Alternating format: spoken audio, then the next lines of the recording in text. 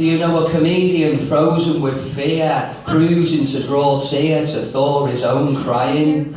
Do you know of any public speakers that weep in pubs, bereft of truth seekers? Do you know someone that some might call a gobshite?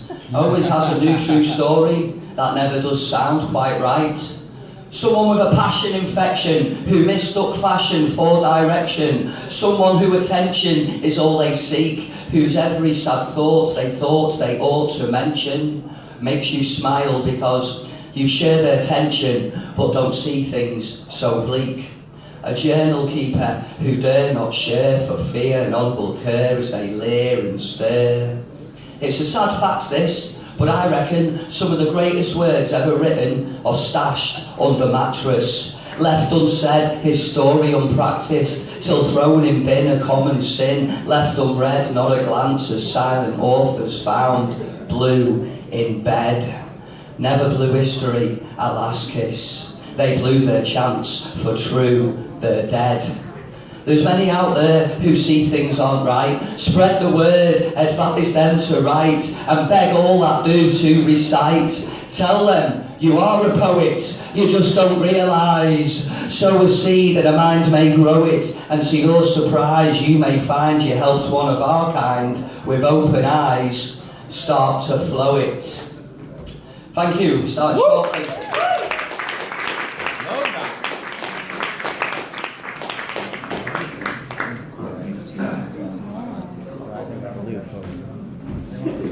We begin to get excited, now we get the judging thing, judging lottery, nonsense thing, whatever it is. It's not nonsense, it is actual genuine because it does happen. Five of them, let's see what it is, and let's see what the first number is.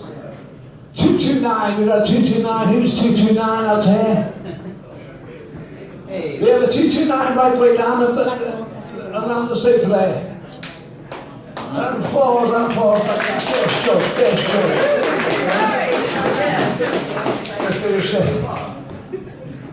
You think, just pretend it's block paper, it makes it easier. There we go, and 219, right over there, like it was, just keep your hand up there, no problem. And look at these two stuck together, story of my life, isn't it? There we go. The next one, 223. 223, right way over there on the far left.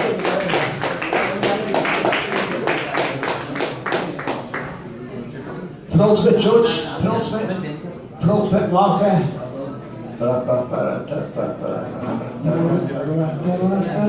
235. 235, anyone got a 235? 235, hello, 235, I've been done. 235, have they gone? Have they left us in the night? Should I do another one? No one's got 235. Okay, alright. It's very professional this market, you know. 217. 217, right the way over there. Alright, fantastic. This is the last one now, this is definitely the last marker. Last thing, and then we start the slams, and it's going to be wonderful. You think, what the hell have I walked into? I know it said free, but what the hell I walked into with all this? But it doesn't prove that the minute I get off the stage, the quality goes through the roof. 225, we've had that one, that's bizarre. This is incredible, it's like some sort of... No, there's a 225 right at the back there, so yeah, have you already got your thing on?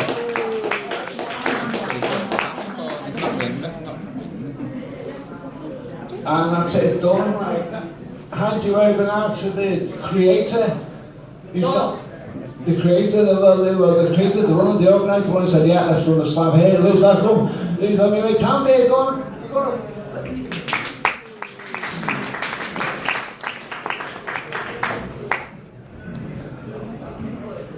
Okay, what I'm going to do, I'm going to go through the rules pretty quick, and that will give the slammers a bit time to prepare, because after this one raffle, doing another raffle without any prize for people to be horrible, isn't it? So what I would do is just randomly write name, that becomes the random, if that's okay. Would you prefer any other way? Yeah, whatever. Okay. Rule 1. No prop, no singing. Rule 2. 3 minutes in each round, and each slammer performs twice, so 2 rounds. If you go over 3 minutes, each 10 seconds deduct 1 point standard probably, but then again it won't be so harsh. Nobody's watching you. Exactly. So judges are selected from the audience. As you have seen, 5 judges. They mark in 2 categories: content and performance. 5 out of 5. So, 5 out of 5. Perfect. What do we? And that's it. And there is a thing that at the end. Judge's name, please do write down if you have to refer back to you, but we're all cool with GVDRP and everything, so you can write any imaginative character. See you in 2 minutes.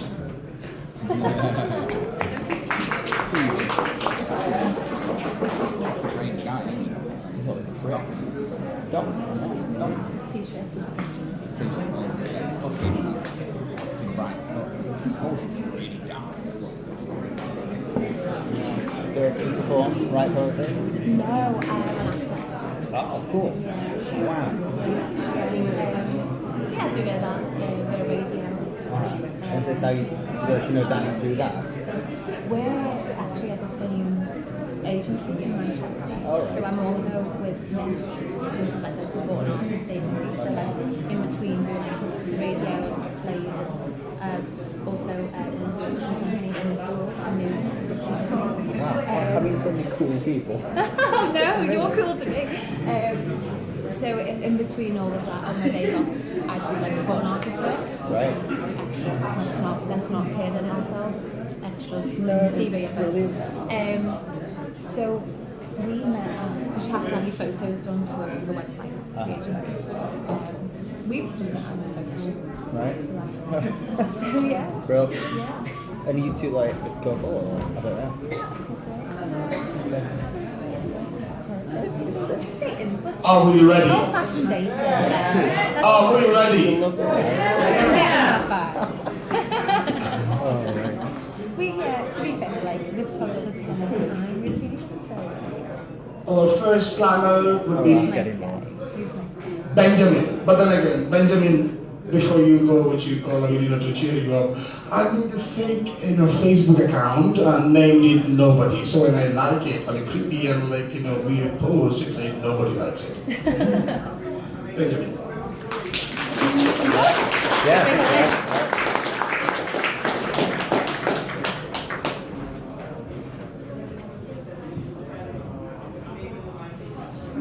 Hey up. Right, I generally try to write my poems from a place of happiness, but this poem is one of the few poems I've written which have come from a place of pure anger. I hope you can relate. My muscles tighten and shake. That ripple of anger pulsates and grows through my entire body. The toes curl, the teeth grind, the face contorts, and the fury rises. I am going blind with the purest red rage. I fixate on the incessant, relentless, rustling, crunching, while developing Spider-Man-esque abilities, heightened senses pinpoint the origin of the munching. This is a cinema, not a Greg's. Do not bring your lunch in. I paid to watch a movie, not to hear you munch your luncheon. I want to leap from my seat and start blindly punching, but my nails dig deep into the upholstery to stop me from erupting, exploding and confronting whoever it is 2 rows back and 3 seats left who thought it'd be a grand idea to bring the world's biggest bag of Doritos into the movie. It's not. Now, don't misunderstand, I'm well aware that the cinema is a public place, but my suspension of disbelief has unequivocally buggered off. It's a disgrace. The movie is as good as ruined. And I'm not a rich man. I'll not get that back. $7.99 I paid for that ticket, and it's every single time. Sick of it. Thank you.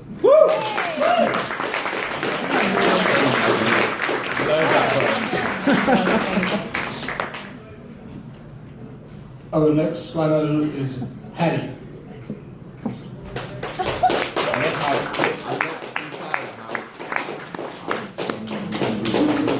So frustrating now.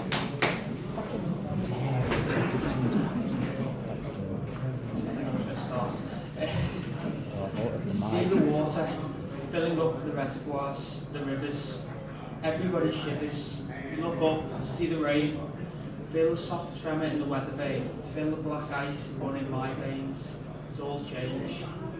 We welcome the storm in, don't mind the breeze.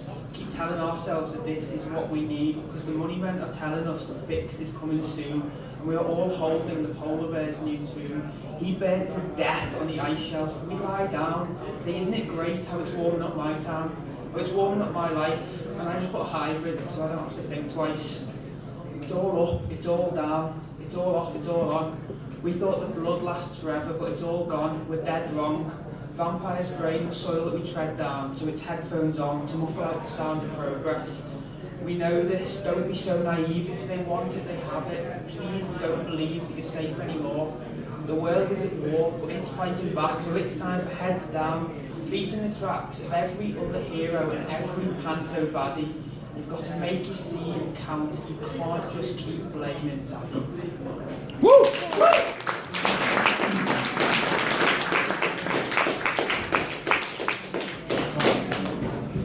I mean, Facebook came before, most of my academic year was gone, but still, later years I've noticed, behind every successful student, my kids, there is a deactivated Facebook account. Next, we have Christopher.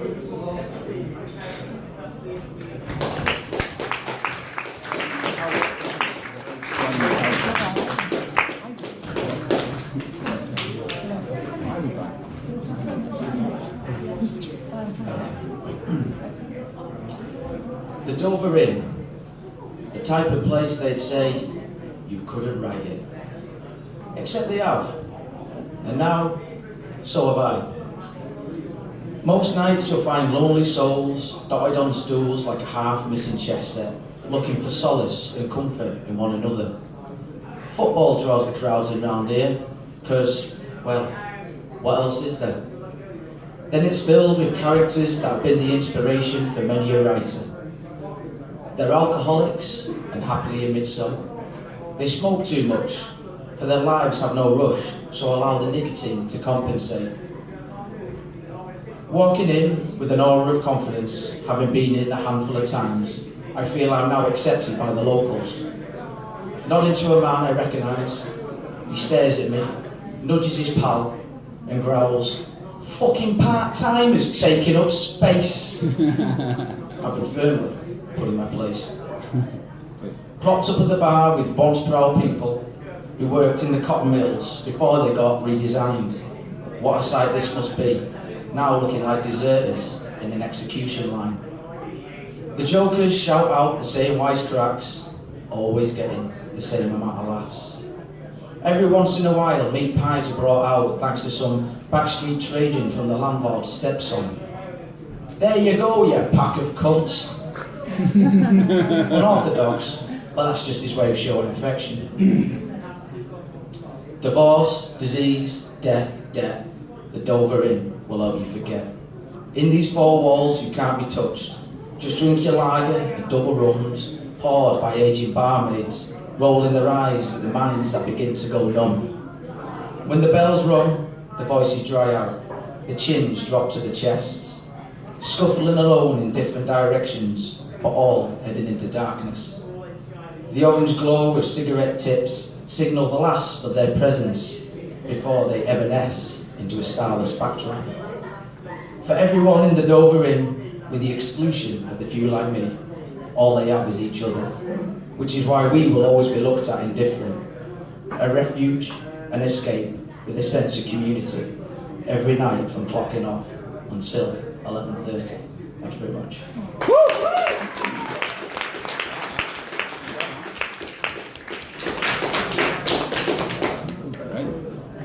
our next slammer is someone who came from Dublin and would like to think we became so famous that he only came for this. It's Cormac. Cormac.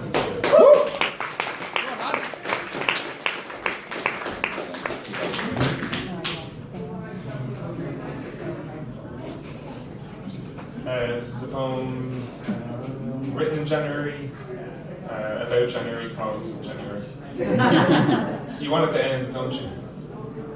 I can tell. But away your eyes swell and burst and the tears stick in frozen streams to your cheeks. Jagged peaks of dreams fade to another dark morning. These endless January weeks, days sometimes get the better of us. Because it's cold outside, yeah? And the bed is half empty. Her things still lie in frozen piles scattered all about the room. Old showreels, spinning out the story of all the things you did and didn't do. Sometimes the picture takes too long to fake. Sometimes the face too soon. And the morning commute is steam fogging the bus window from an endless mess of puffed up cigarette and coffee breath faces. Sullen, half-empty gazes staring out from beneath swollen, bloodshot eyes, faces a mess of frozen fault lines. Is this what was meant for us? Is this the path we chose? Because it seems not so long ago there was roses growing in the garden and swallows singing in the spring. We would kiss and carry each other's burdens. So tell me, when did your heart start to harden? When did you begin to feel the cold seeping, spreading from your fingers and your toes? When did the warmth start to flow out? When did you know that it would end? Because you chose this frozen path, my friend. And you can cry and cry and cry all you like. You can turn the lakes and rivers and seas to ice, freeze the sun and watch it sink into the horizon and smash like an old dusty plate, but it won't change the fact that some things are just made to break, and most things aren't made to last. Endless January is passing slow and steady. You can feel the cracks forming and the cracks on your face already. Feel the heat warming through. The thaw is coming, the streams are melting, and soon it will be pelting rain again inside you. And the sun will shine on the beyond the clouds of your eyes, and fields of green and clouds of blue, and flowers of orange and yellow and red will explode like fireworks inside your head and fade to brown as the clouds come down and rot again into the ground, and the seas will freeze waiting to be born. You've been here before, but now you're older.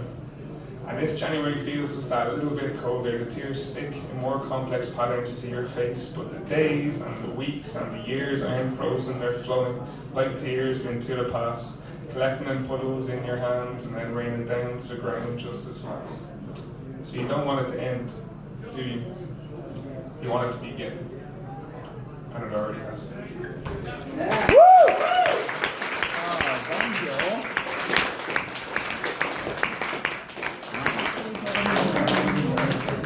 Before I call the last slammer, is Alex here? No, so it will be our last slammer of round one. Guess. Kenny Murphy. Hey. Yeah.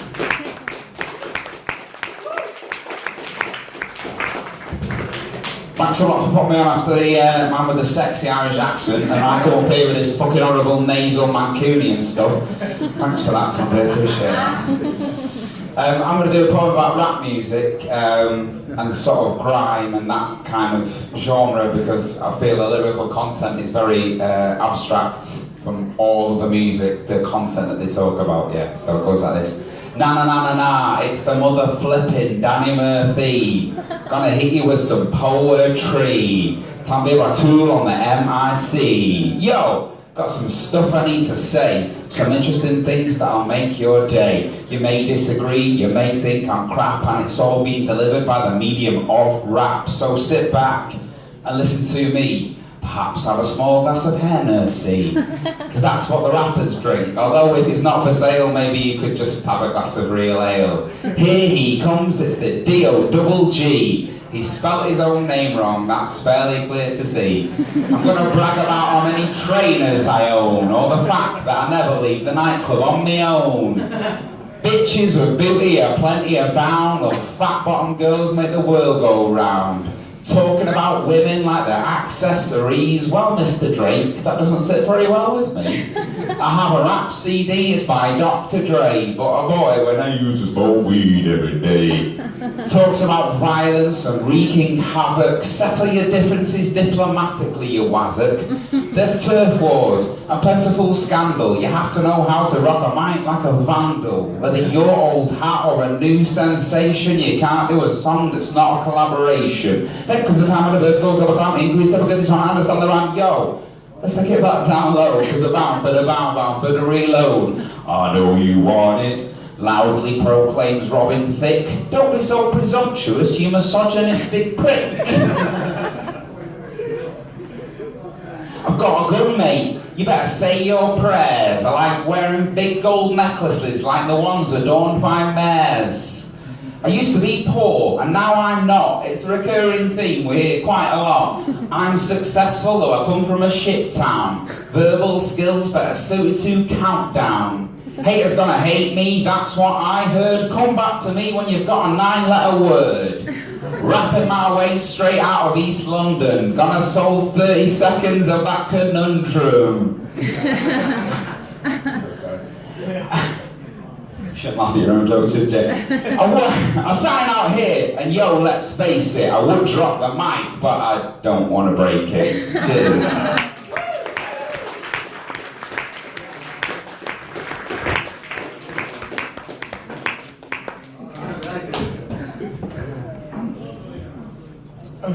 I would ask that you write next one. We are harsh, we don't give any break between 2 rounds to the slammer. Should we go the same? Wouldn't mind, would you? We have, again, Benjamin? Yeah.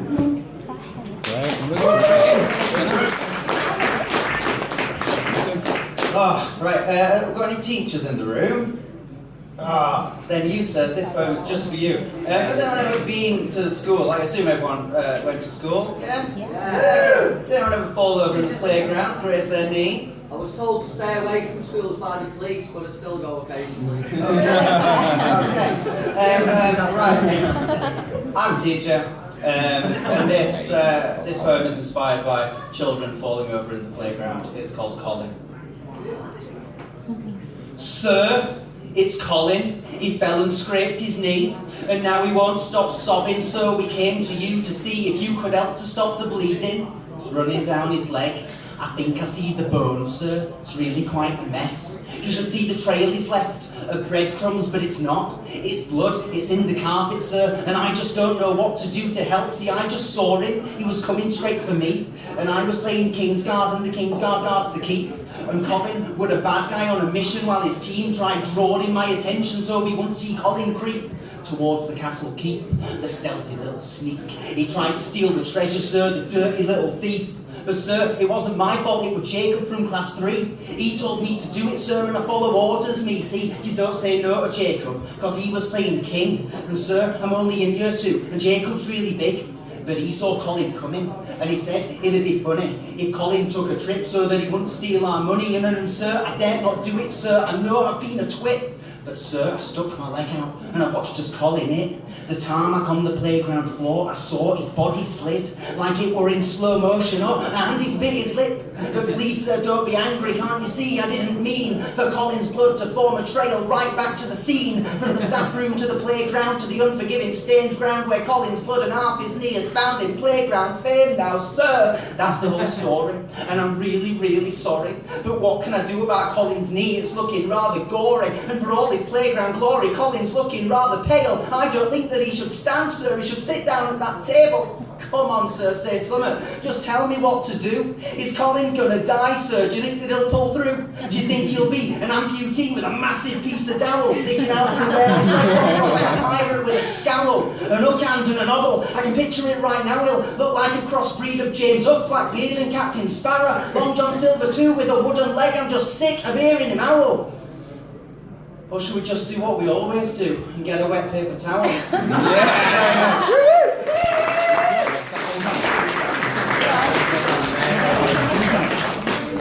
I mean, everybody was saying, oh, well, like, you know, but I want classroom environment experience. I was putting my heads up, he wasn't looking. Anyway, I mean, in an academic environment, you would see they tell you, have a account on academy.edu. I mean, this is like the gymnasium of social media. Everybody buys the membership, but nobody goes in. Next, we have Christopher.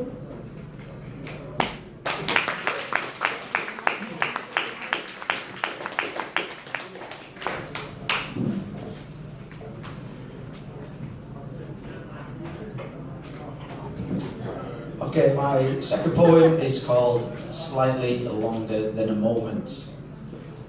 Walking through the camp, past the Jack Johnson replicas, down into town, which is more like a village.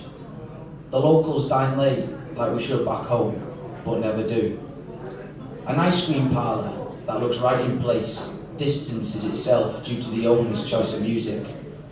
I hurry past, which makes the sound between my left flip-flop and foot rub against my skin harshly, but it's worth it. I enter the beach, remove the footwear. The sand, which has cooled in the wake of the departed sun, soothes the pain on my irritated skin. A large black, wolf-like dog trots towards me. The beast stops briefly, smells my hand, then continues. The owner, who looks familiar, but can't be, walks past, staring dead ahead. I make my way to the shoreline, stopping just short of where the wet sand charges the dry.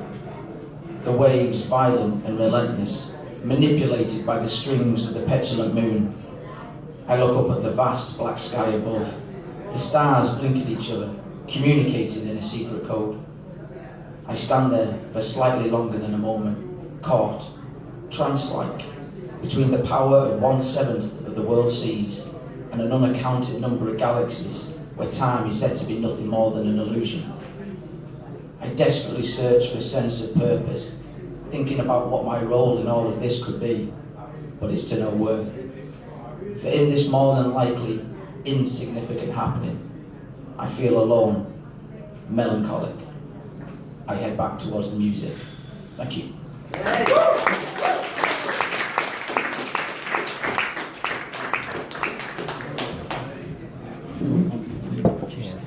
Have you ever wondered what Facebook employees would do to waste their time at work? Next we have Gary.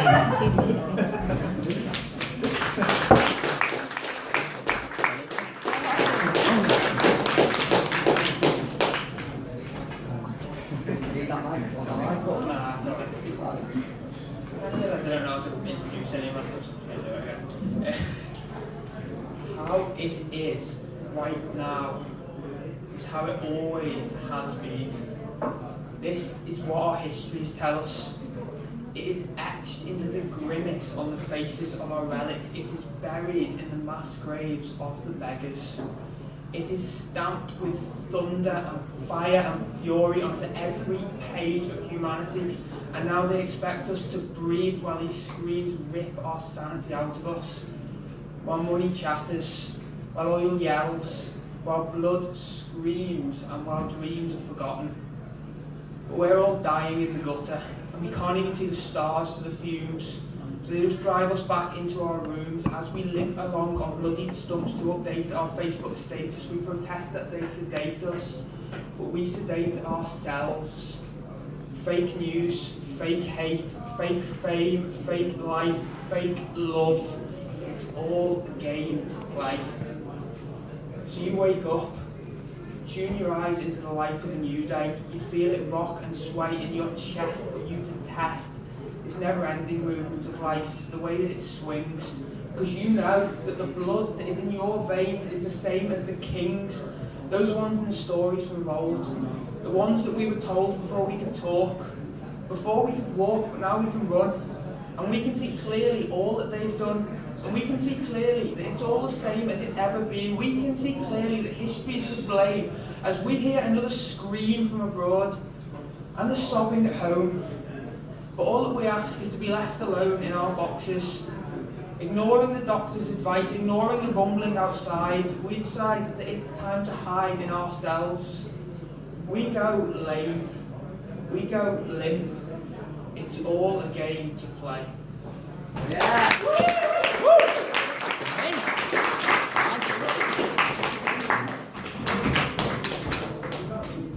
It's again our comeback.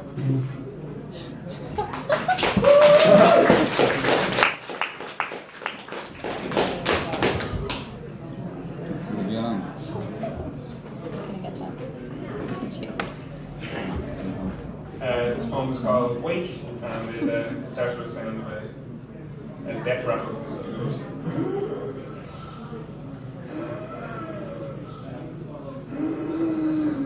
The sound of a death rattle is not unlike the shortness of breath sound of my heaving chest. Wake up drenched in sweat, mouth full of cigarettes from the night before. Tongue stuck to roof of thatched milk. Tongue stuck to roof of thatched mouth, barren as a desert and parched as a drought. No water by my bedside, so lowly rasp instead of shout. The smoky tendrils of dreams, they wisp out through the uncurtained window, cracked open to battle humid heat. Crack open eyes like glass doors welded shut, blurry and incomplete. My bedroom appears as the ghosts of sleep disappear into the grey June air I seek. Past memories of persons no longer living, and present visions of those who make my life complete. Those who set the flow of my echoing heartbeat and dictate the direction of my everyday. I see a woman I loved who I watched die. I see all the people I have loved who have made me cry, and I see all the people that I love who I just want to do right by, and I'll twist and seep by and creep and combine away from my mind's eye out the window and into the cloudy June sky. So I sit up, check the time. Limbs like dead weights, eyes full of slime. The bed clock reads 11:10 and fuck it. I've slept in again. I need to rise quickly to make something of my day. I need to catapult to capture some sort of culture quota before part-time work's full-time rota robs me of my time again, in at 2, off at 10. So Drumcondra is my area, yeah? But town my destination, where I need to go to fix this mental stagnation and fix myself up at what it is that I need. But first, quick fix at breakfast, a piece of toast, and go heavy on the butter but easy on the cheese, right? And then hop on the bike, but push heavy on the pedal, and an easy breeze eases me to where it is I would always rather be, Parnell Square North, and Hugh Lane Gallery. Rushing quickly, scan the walls, absorbing nothing, not really seeing until third room on the left, and it hits me. A figure in white offers me its greeting, its blue libroccas, isolated being. And man, I am struck. Eyes like glass doors, blown open, absorbing the limits of white. But the moment is fleeting too soon. I have to go and hope to return home on my bike, but the cobwebs of morning steered off, and the mind switched on. Like lamplight.